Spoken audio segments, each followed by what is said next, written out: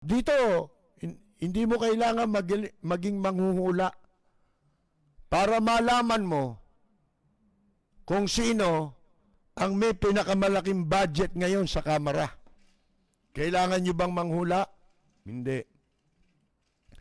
Your guess is as good as mine. Sabi nga sa wikang English, mga kaibigan.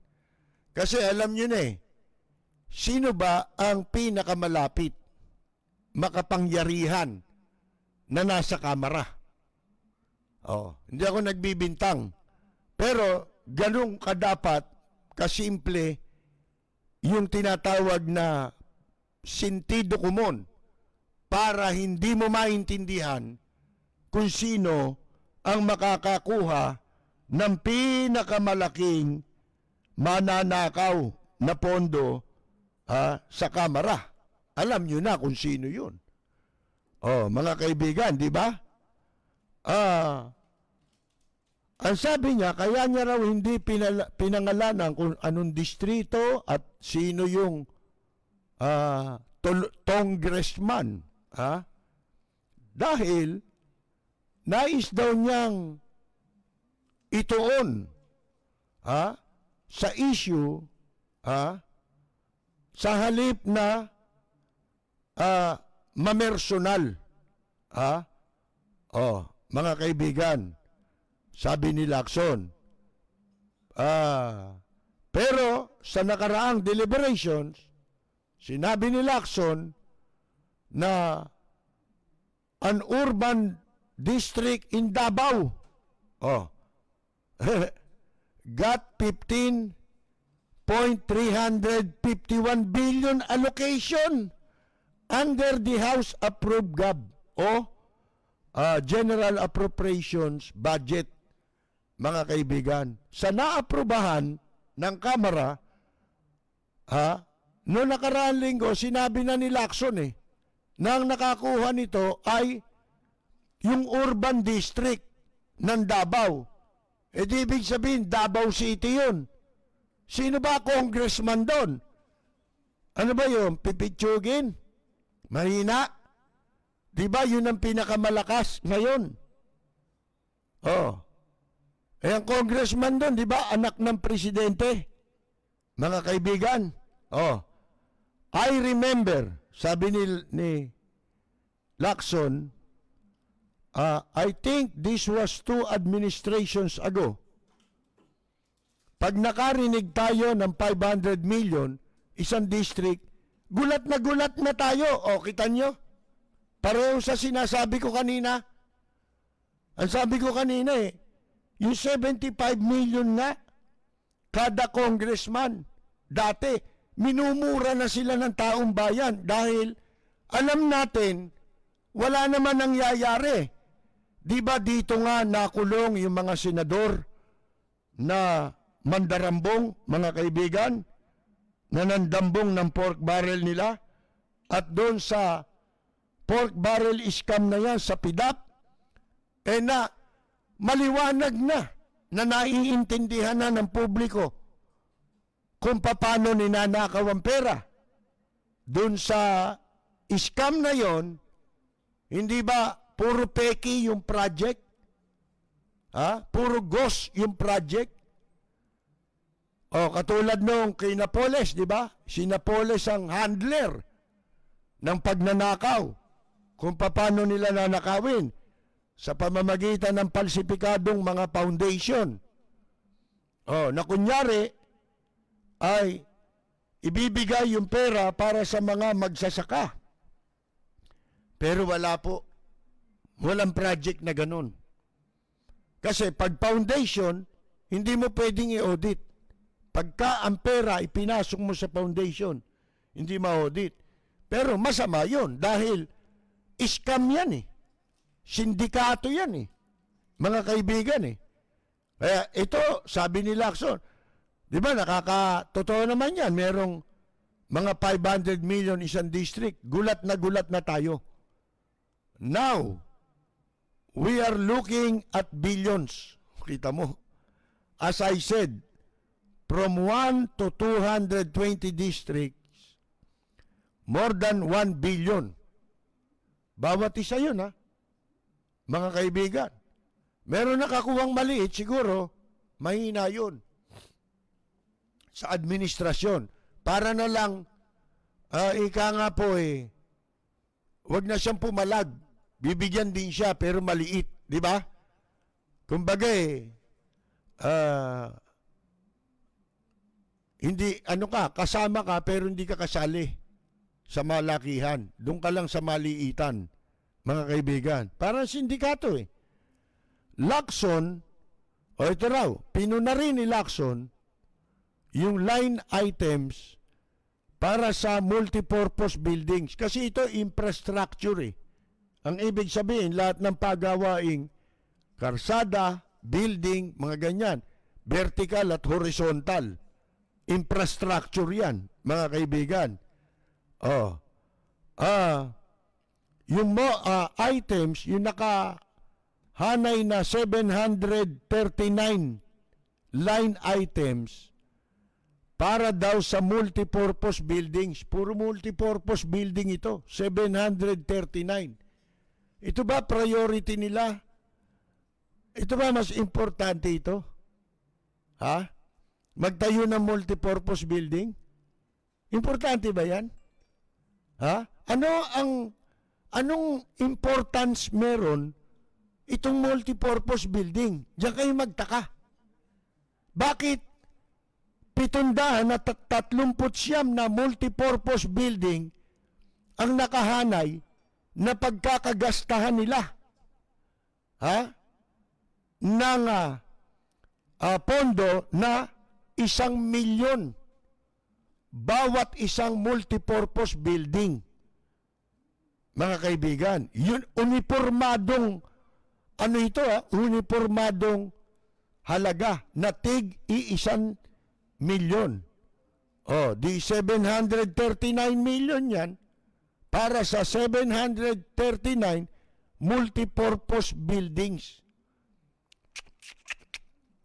If a 2 million project, sabi niya, kung ang 2 milyong project would only come up with this skeletal structure, can you imagine how a multipurpose building with 1 million allocation would look? Ito na problema, mga kaibigan. Kung multipurpose building yan, dapat malaki yan, di ba? Napakaliit ng budget para sa multipurpose building. Ha? Ang sinasabi ni Lacson, kung meron kang 2 milyong project, skeletal lang yan. Di ba nakikita ninyo yung mga parang ginagamitan lang ng bakal, di ba? Pundasyon lang yan. Can you imagine? Kung ano ang itsura ng isang multipurpose building na 1 million lang ang allocation budget. Di wala yun. Mga kaibigan, ibig sabihin ito'y palsipikadong mga project ito. Kasi hindi ka panipaniwala na sa halagang 1 milyon, makapagtatayo ka ng multipurpose building. Ang maliwanag dito, maliwanag pa sa sikat ng araw na ito'y nakaw lang ito. Si Ka-Percy Lapid, bumabana. Lapid Fire. Dati na ho, merong kinu-question si Lacson na skeleton infrastructure projects. Nananatiling hindi pa natatapos. Sa kabila na ito'y nakatanggap na nga ng milyon-milyon pang pondo sa mga nakaraang taon at nagpapadagdag lang ng budget dito sa 2021 budget. Ano yan? Taon-taon dagdag. Ang ginagamit na dahilan, yung ikinuha nila ng pondo, pagkatapos, hindi nila napatapos. Yun ang gagawin. Parang ano to, Dolomite. Ha? Diyan sa Manila Bay. Hanggang inaanod ng tubig ang Dolomite sa Manila Bay, gastos ng gastos yan, tambak ng Dolomite. Mayat maya yan, mga kaibigan. Di ba? Para lang maubos yung pondo. Mga kaibigan, yan ang ibig sabihin yan. Sabi dito, one of the skeleton projects, isa sa mga proyektong kung tawagin Kalansay, skeleton, na unang ipinakita ni Lacson sa debate, yung multipurpose building sa Pangasinan, na merong 2 milyon na na-allocate na rito noong 2019. 2 million. Pero, ang nakatayo lang, vertical steel beams. Yun lang ang naitayo. Siyempre, kulang yun At yung sinasabi nilang multipurpose buildings na yan, kung di ako nagkakamali covered court lang yan Mga kaibigan Pero sabihin mong covered court lang yan, kulang pa rin yung budget na yun. Kasi kayo ang kumuwenta. Di ba? Ngayon. One of the skeleton, yun na nga ang sinasabi. Kaya, ang mangyayari dyan, hingi ng budget. Gagamitin dahilan, yung hindi matapos-tapos. Paano matatapos yun? Kaya tinayo yun para gamiting dahilan. Para tuloy-tuloy ang nakaw. Yun ang ibig sabihin nun. Si Ka-Percy Lapid, bumabanat. Lapid Fire.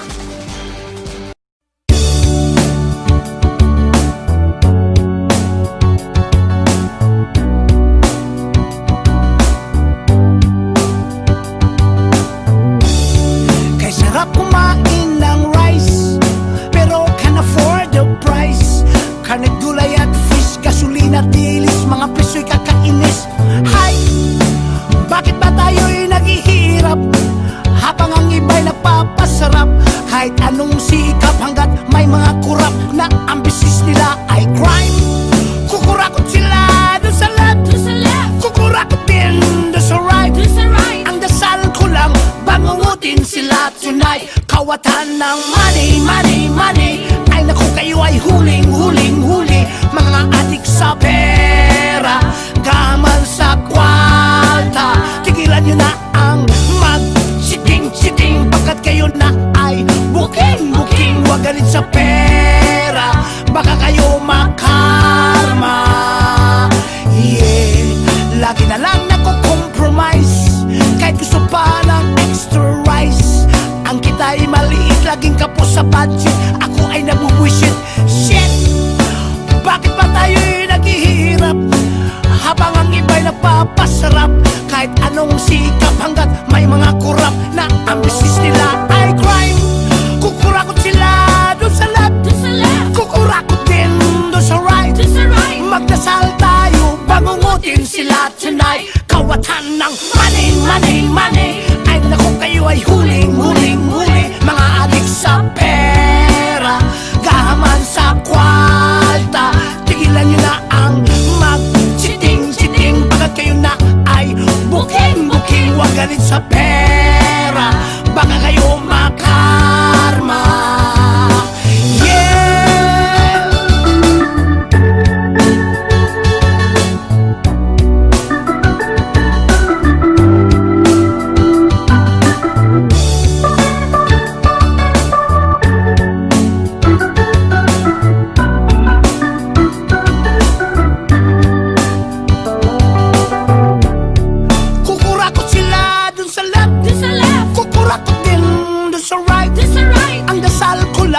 bangungutin sila tonight. Kawatan ng money, money, money. Ay naku, kayo'y huling, huling, huli. Mga adik sa pera, gaman sa kwanta. Tigilan nyo na ang mag-chiting-chiting, pagkat kayo na ay buking-buking. Huwag ganit sa pera, baka kayo makarma. Kawatan ng money, money, money. Ay naku, kayo ay huling, huling, huli. Mga adik sa pera, gaman sa kwanta. Tigilan nyo na ang mag-chiting-chiting, pagkat kayo na ay buking-buking. Huwag ganit sa pera, baka kayo makarma. Kawatan ng money, money, money. Ay naku, kayo ay huling, huling, huli. Mga adik sa pera, gaman sa kwalta. Yeah.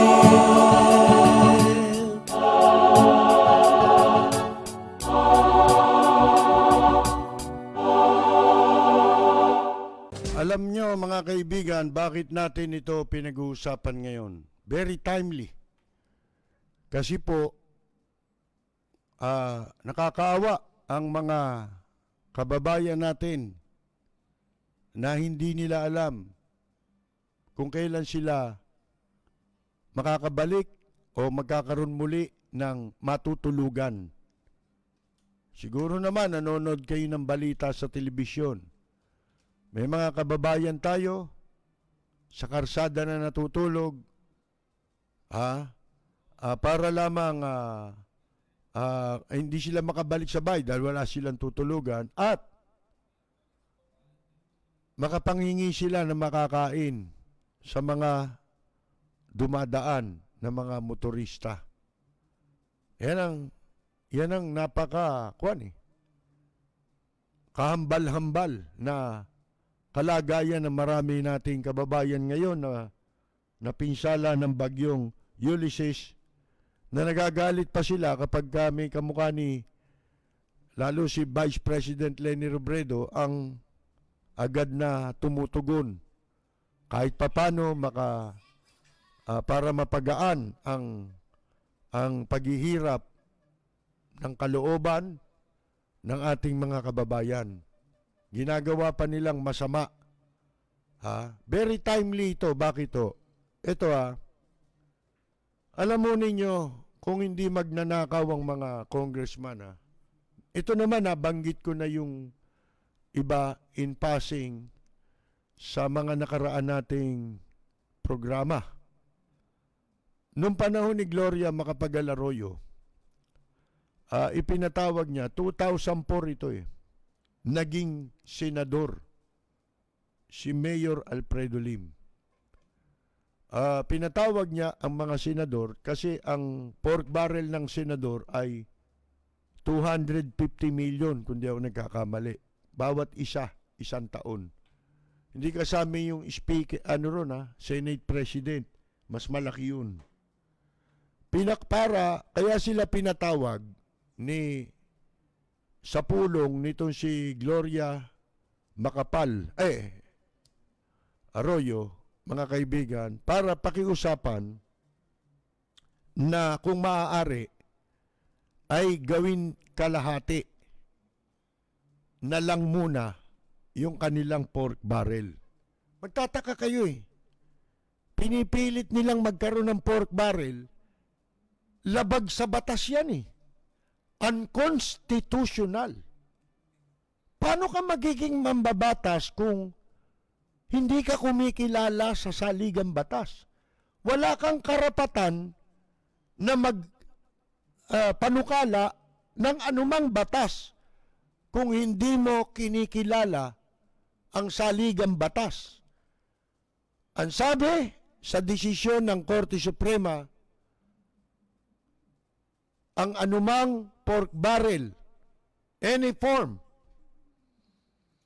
yan ay labag sa saligang batas, mga kaibigan. Sapagkat ang mandato ng mga mambabatas hindi po magpatupad ng anumang mga proyekto. Ang pagpapatupad ng proyekto at paghawak ng pondo para sa implementasyon ng mga proyekto, yan ay teritoryo ng executive branch. In the same manner, ang judiciary sa pangunguna ng Korte Suprema, hindi rin pwede mag-pork barrel yan. Kasi wala rin silang ganyang mandate. Para gumawa ng proyekto, hindi pwede yun. Ganun din ang legislative, yan yung mga mambabatas. Sapagkat may kanya-kanya silang mandate. Ang mandate ng executive ay magpatupad ng mga proyekto. Nasa kanilang teritoryo yun. Yun namang legislative, magpasa ng mga batas. Pero pinagpipilitan nilang sumandok ng pondo at gagawa ng proyekto. Ba't pa kayo tumakbong mambabatas? Di ba? Gusto mo pala magpatupad ng proyekto, di tumakbo ka local official. Sa local ka tumakbo. Wag sa legislative. Hindi ba? Matakaw ka pala sa pondo Ngayon, nung panahon na sinasabi nating ipinatawag sila, ang sabi nga sa kanila ni Gloria Macapagal Arroyo ay, kung pa pwede, kalahati na lang muna ang maging pork barrel nila for that specific year. 2004 yata yan. Mga kaibigan. Ngayon, si Mayor Lim, ang bukod tangi, first term ni Mayor Lim yun Hindi man siya nakasecond dahil 3 taon lang nag-resign na siya bilang senador. Ano sabi ni Mayor Alfredo Lim? Umaari, hindi ako kukuha ng pork barrel kahit 5. Ngayon, yung pork barrel ko, kumaari, ilagay ninyo bilang pambayad sa kapital ng utang. Idagdag ninyo. Di ba? Doon sa kapital, hindi sa tubo. Doon ninyo ilagay yung pork barrel ko. Ibig sabihin, para makapagpagaang sa bayarin na binabalikat ng taong bayan. Sapagkat tayo ang ginagamit nilang tagapagbayad ng utang na ninanakaw ng mga nasa gobyerno. Mga kaibigan. Walang preno kung bumatikos. Malalim at makatwirang komentaryo. Mag-ingat ang mga politikong gumagawa ng kalokohan at baka kayo ay tamaan ng Rapid Fire! Ang tanong hihingi ba ng dispensa si Presidente Digongyo dahil sa fake news niya? Sa kanilang inilakong fake news labang kay Vice President Leni Robredo? Alam niyo sagot ng Malacanang ni Harry Mantika Roque. Wala pong maling sinabi ang presidente. Yan ang sabi niya. Wala raw mali. Sabi ko na sa inyo Maluluma rito yung mga apostol. Apostol na, hindi na yung papa lang. Kasi ang papa sinasabi nila, infallible yan, di ba? Hindi pwedeng magkamali. Pagpalagay na natin, nagkakamali talaga yan di ba? Tao yan Ultimo yung mga apostol, nagkamali yun di ba? Mga kaibigan, wala raw mali. Di talo pala apostol dito. Mga kaibigan, dire-diretso dapat ito sa langit. Mga kaibigan, kasi hindi nagkasala ito, walang nagawang mali ito At kung walang mali sa ginawa nito, wala nang tama. Di ba? Mga kaibigan, lahat na tama. Wala nang mali Yan ang sabi ni Roque, mga kaibigan. Hindi raw hingi dahil wala raw mali. Unang-una, sabi niya, hindi naman sinabi ni Presidente sumakay siya ng C-130 eh. Humingi na ng abiso yung mga nagsabi nun. Si Lorenzana at saka si Tuko, Panelo. Oh. Ito pagtabihin mo si Panelo at saka si Harry Roque. Natatandaan nyo ba yung palabas nung araw sa TV, yung Pat and Tin? Ha? Ito, ano rin ito ng butong pakwan eh, di ba? Pagtabihin mo yan. Ha? Parang sila yon, mga kaibigan. Oh, unang-una, hindi raw sinabi, paano yung mga panlalait niya, pambabastos niya kay Vice President Leni Robredo? Ha? Hindi niya ba sinabi yon? Di ba niya nilait at hindi niya sinabing sinungaling si Vice President Robredo? Sinabi niya, di ba, sinungaling? Oh, pinaratangan niya na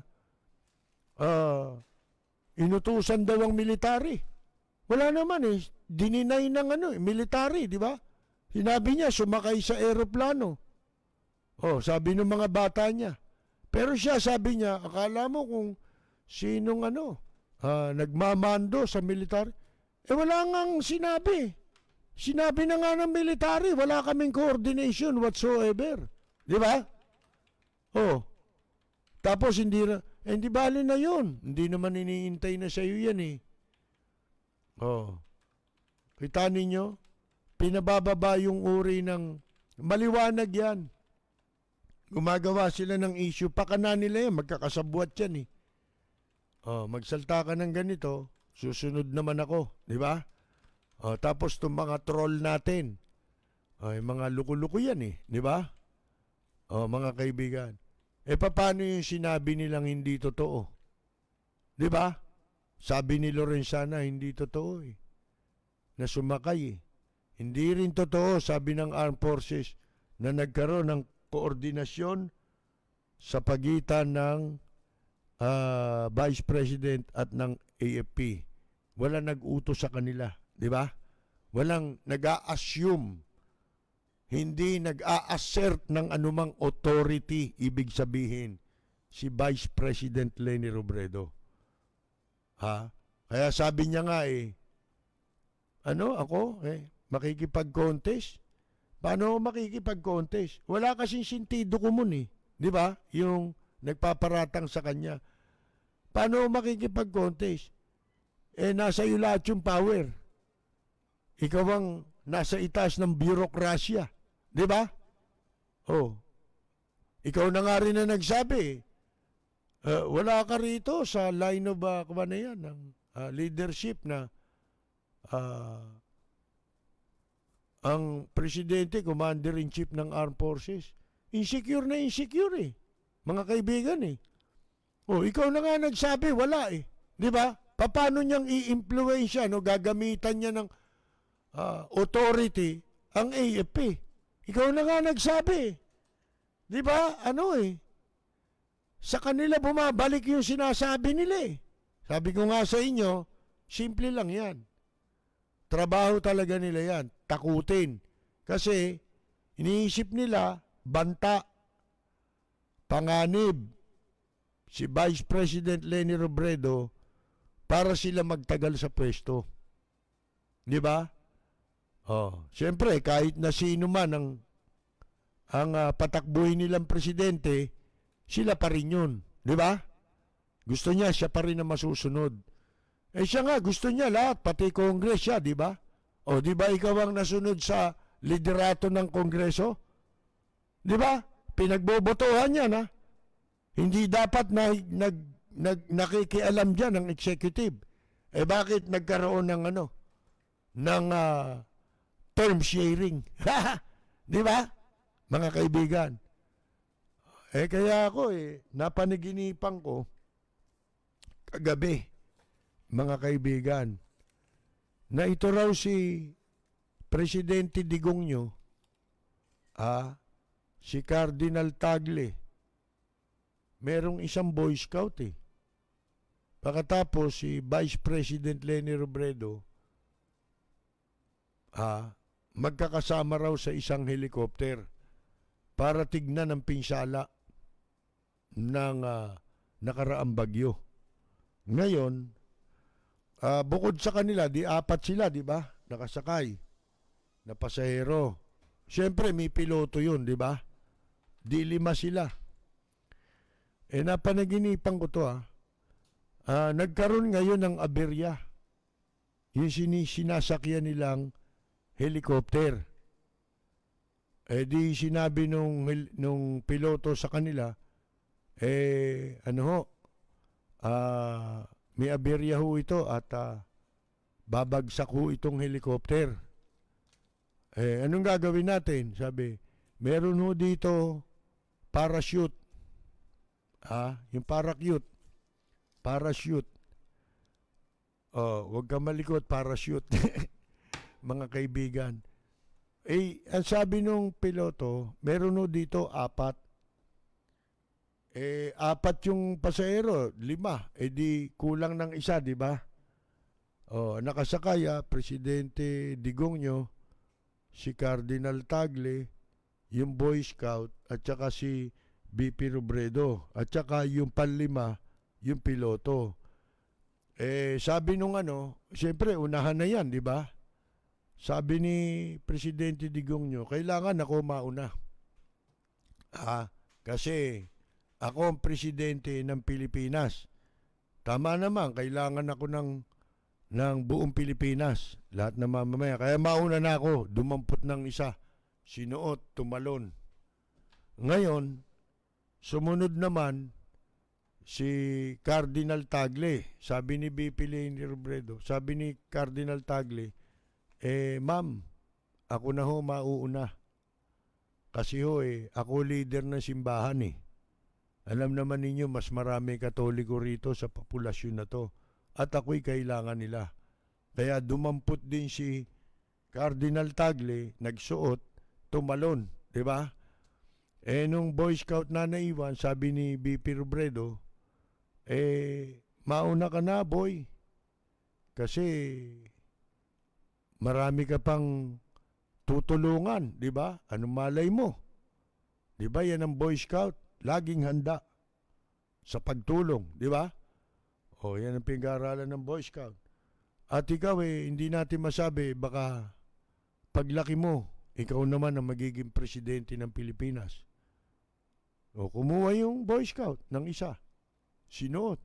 Tumalon. Tapos sabi nung piloto, ma'am, kayo na ho sumunod. Sabing ganon. Paano ka? Di ba sabi mo 4 lang itong parachute? Di ba meron pa akong isa? Paano nangyari yun? Sabi mo 4 lang yan. Kung susuot ko yan, wala ka na. Di ba meron pa ako? Sabing ganon. Paano nangyari yun? Sabi ni BP Robredo. Kasi yung nadampot ni Presidente Digongyo, yung backpack ng Boy Scout.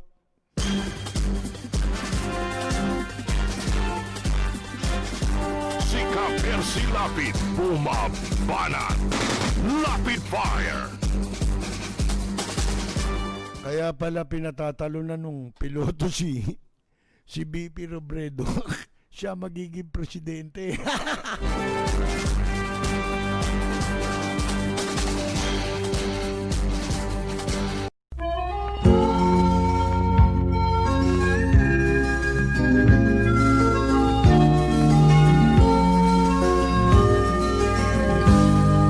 Sa bayan ko ay isa ang lahi, dito'y wala ang pagkukunwari.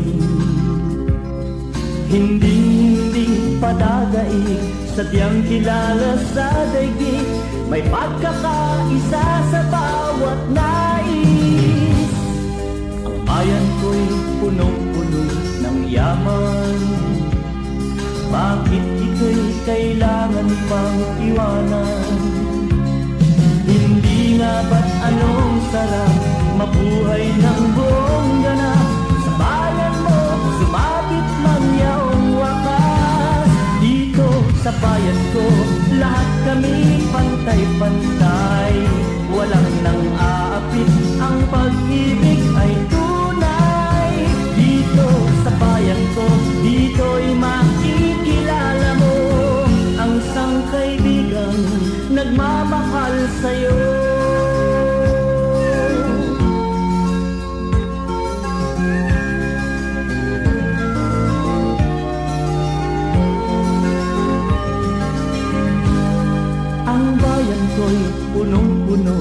ang yaman. Bakit ito'y kailangan pang iwanan? Hindi nga ba't anong sarap mabuhay ng buong ganap? Sa bayan mo, sumapit ng yaong wakas. Dito sa bayan ko, lahat kami pantay-pantay. Walang nang-aapit, ang pag-ibig ay tunay.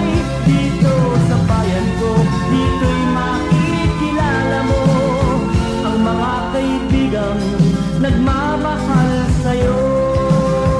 Dito sa bayan ko, lahat kami pantay-pantay. Walang nang-aapit, ang pag-ibig ay tunay. Dito sa bayan ko, dito'y makikilala mo ang isang kaibigan, ang mga kaibigan, ang bawat kaibigan